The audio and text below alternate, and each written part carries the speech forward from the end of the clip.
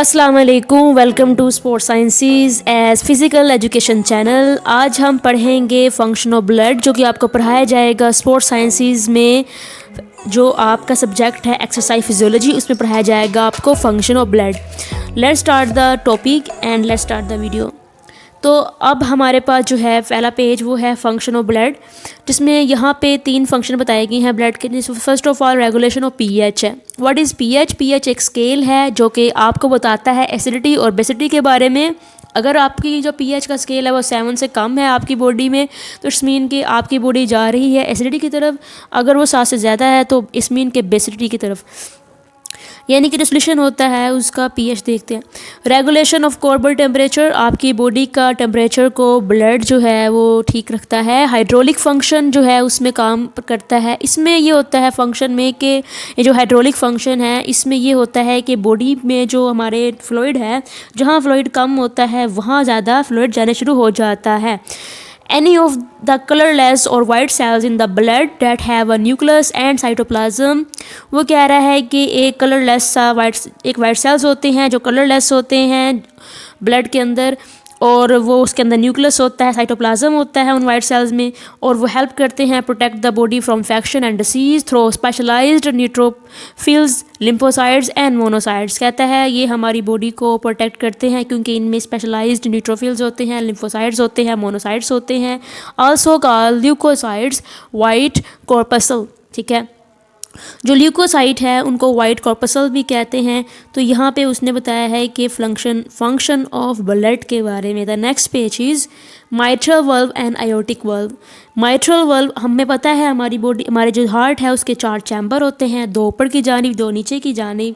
जो ऊपर वाले हैं वो अपर चैम्बर और जो नीचे वाले हैं वो लोअर चैम्बर कहलाते हैं। लेकिन अगर हम सिर्फ और सिर्फ हार्ट का बायां साइड, जो बाई साइड है उसको देखें तो वहाँ पे बात की गई है कि जो हमारा अपर लेफ़्ट हार्ट का चैम्बर है और जो नीचे लोअर लेफ़्ट हार्ट का चैम्बर है, यानी कि जो बाई साइड पर 2 चैम्बर है, उनके दरमियान एक वल्व होता है जिसको माइट्रल वल्व कहते हैं।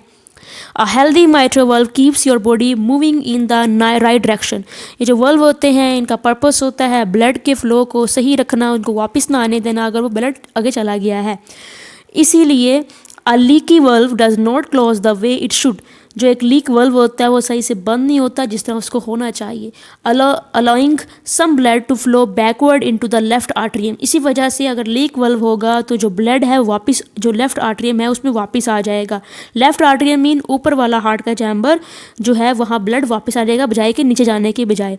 The aortic valve is the last valve through which the blood passes before it enters the iota और मेन ब्लड विसल्स। आयोटा जो है जब हार्ट से बाहर निकलता है ब्लड तो योटा में जाता है। योटा से पहले एक वल्व होता है जिसको आयोटिक वल्व कहते हैं, लेकिन the valve role is to prevent blood from leaking back into the left ventricle.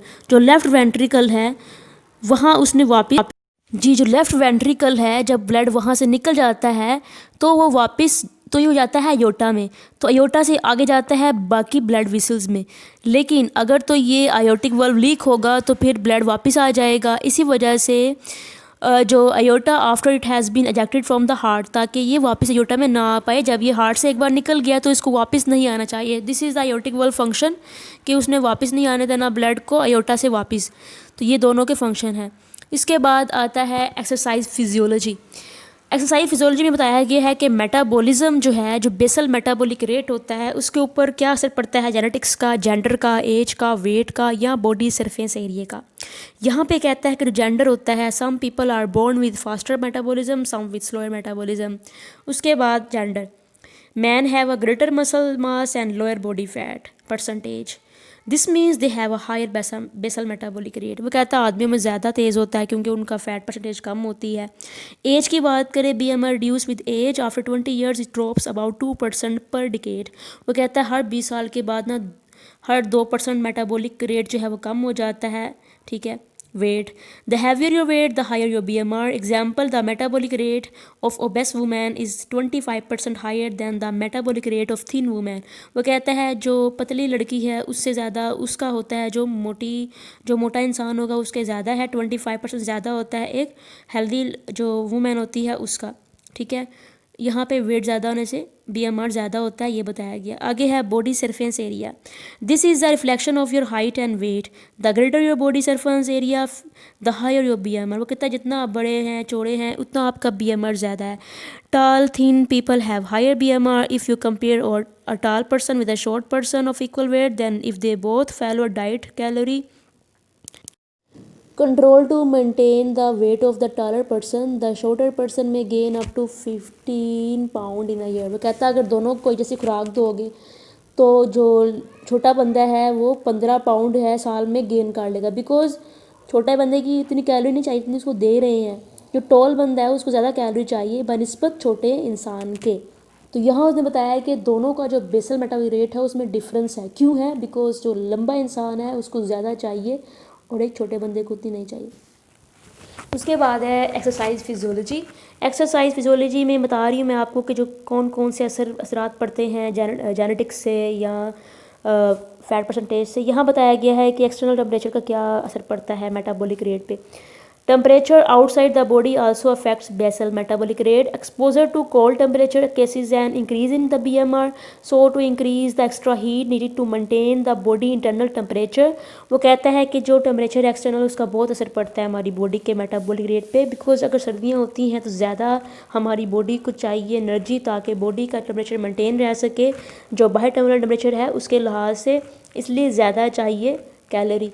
A short exposure to hot temperature has little effect on the body metabolism as it is compensated mainly by increased heat loss, but prolonged exposure to heat can rise BMR। वो कहता है अगर आप थोड़े अरसे के लिए heat के सामने हैं तो कोई इतना फ़र्क नहीं पड़ता गर्मी में, लेकिन ज़्यादा देर तक के लिए आप गर्मी में रहते हैं तब आपका BMR जो है वो राइज हो सकता है।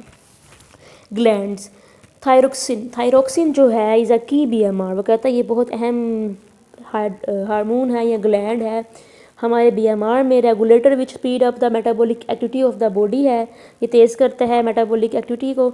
The more thyroxine produce the higher the BMR। If too much thyroxine is produced a condition known as thyrotoxicosis BMR can actually double, यानी डबल हो जाता है। फिर if too little thyroxine is produced तो उसको हम कहते हैं माइक्सोएडिमा।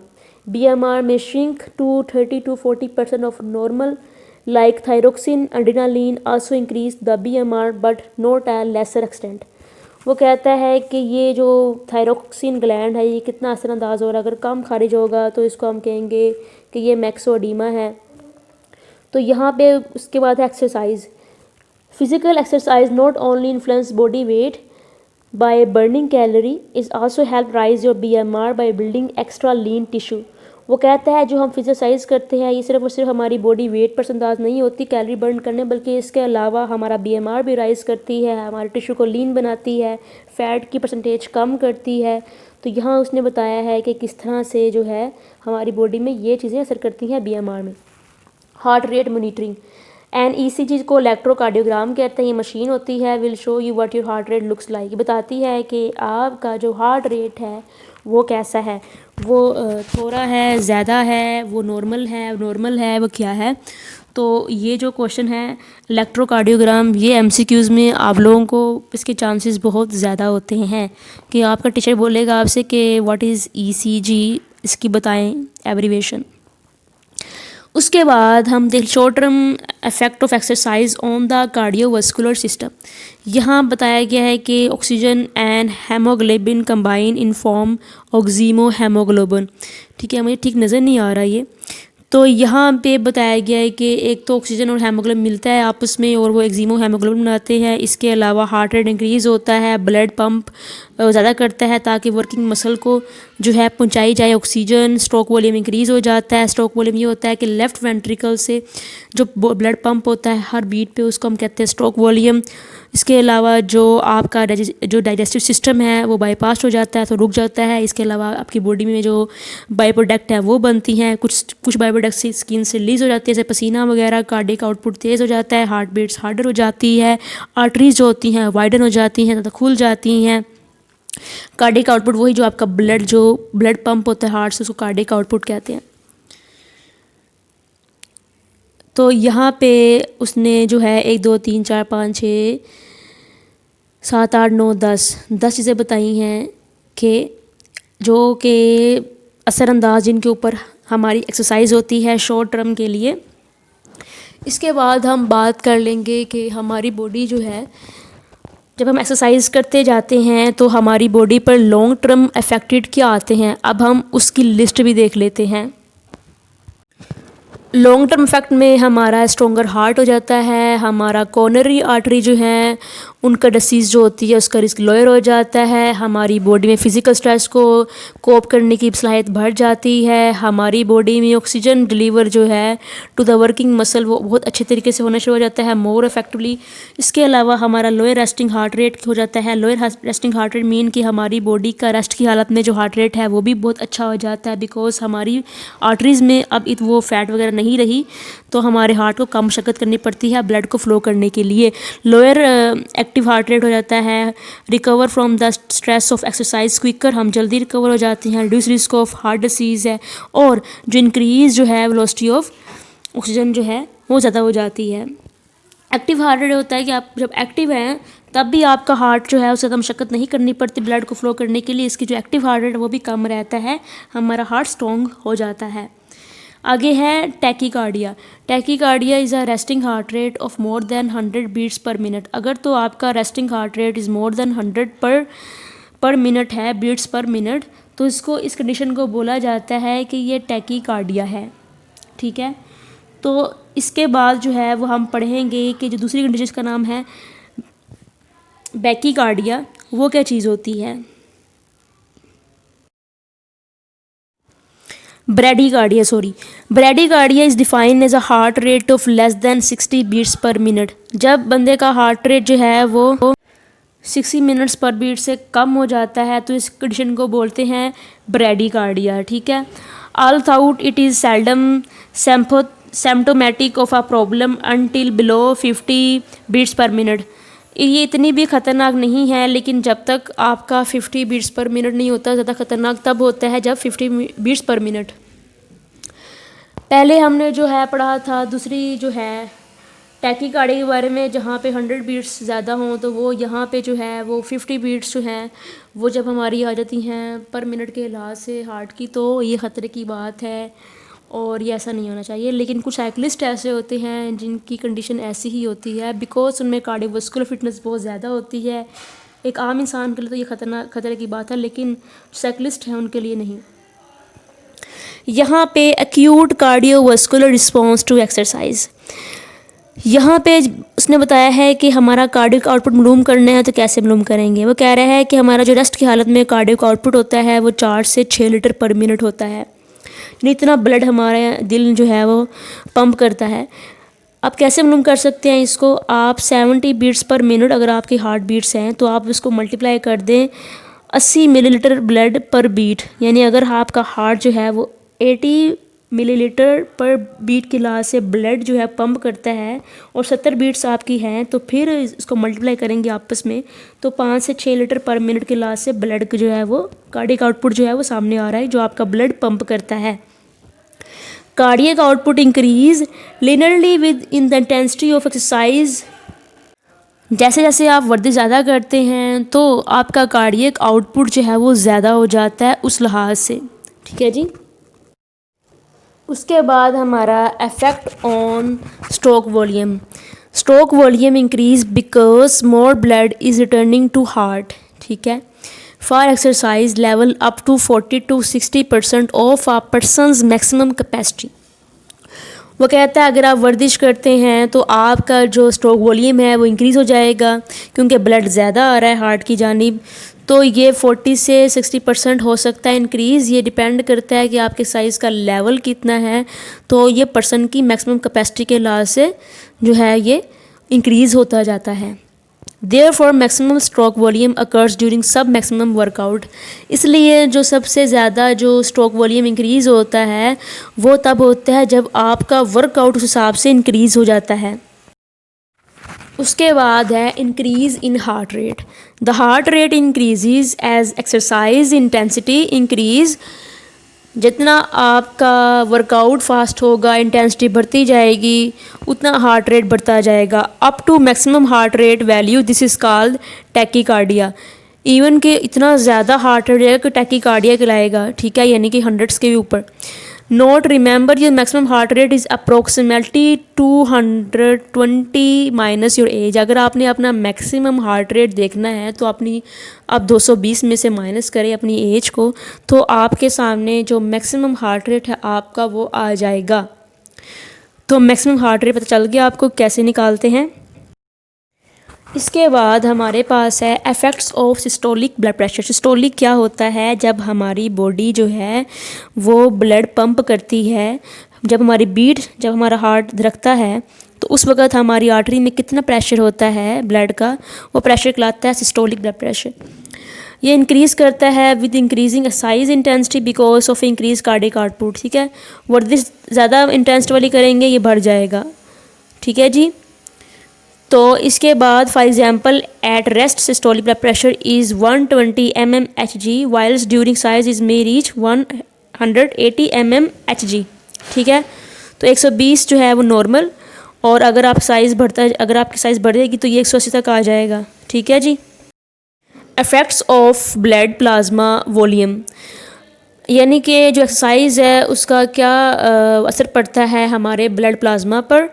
The blood plasma volume usually decrease during strenuous exercise. जब हम शदीद तरह की वर्जिशें करते हैं तो ब्लड प्लाज्मा जो है वो कम हो जाता है हमारी बॉडी में, specially in hot weather because it of increased sweating. पसीना ज़्यादा आने से, जो गर्मियों में जो गर्म मौसम होता है तब ये ज़्यादा इसके चांस होते हैं। इसकी वजह ये होती है कि हमारी बॉडी से इलेक्ट्रोलाइट्स और जो पानी है वो पसीने से निकल जाता है और हमारी बॉडी में ब्लड प्लाज्मा जो है वो कम हो जाता है। This is the main reason. Effects of coronary blood flow. Coronary blood flow वो ब्लड फ्लो है जो हमारे दिल के मसल्स, हमारे दिल की वेंस को ब्लड देता है, ठीक है। जब हमारे दिल की वेंस काम कर रही होती हैं, आर्टरीज काम कर रही हैं, वल्व काम कर रहे हैं, मायोकार्डियम मसल्स हैं, हमारा दिल हर वक्त धड़क रहा है, तो इसको भी तो किसी ने ब्लड देना है ना। तो ये कोरोनरी ब्लड फ्लो है ये यहीं जाता है, ये सिर्फ हार्ट को देता है और किसी को नहीं देता blood. Coronary blood flow increase about 5-fold during extend exercise.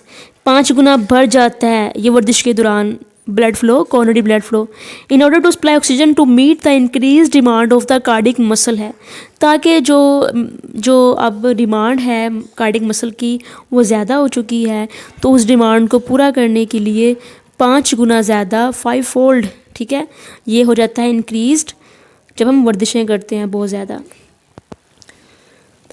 Effects on blood flow. Blood flow पर क्या इफ़ेक्ट पड़ता है हमारी एक्सरसाइज का?